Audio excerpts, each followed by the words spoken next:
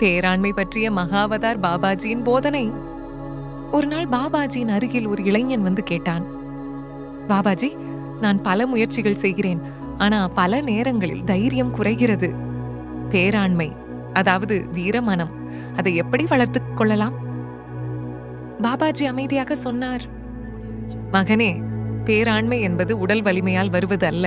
அது மன வலிமை, நம்பிக்கை, உண்மை உணர்ச்சி ஆகியவற்றால் உருவாகிறது.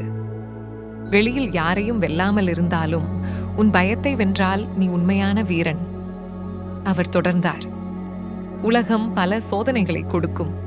அந்த நேரத்தில் பின்வாங்காமல் நிற்கும் ஆற்றலே பேராண்மை. தியானம் மூலம் மனம் தெளிவடையும்.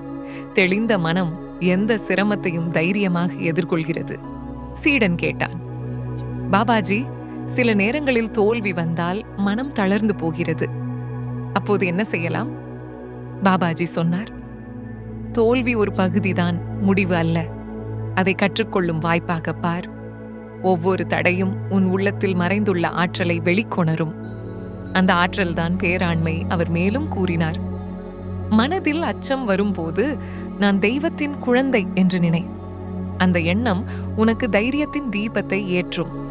அது உன்னை வலிமையாக்கி உலகம் என்ன சொன்னாலும் அசையாமல் நிற்க வைக்கும்.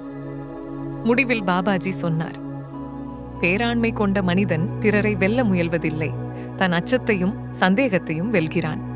அவன் மன அமைதியுடன் நம்பிக்கையுடன் வாழ்கிறான். அந்த அமைதிதான் பரம பேராண்மை. ஜாய் ஓம் கிரியா பாபாஜி நமः.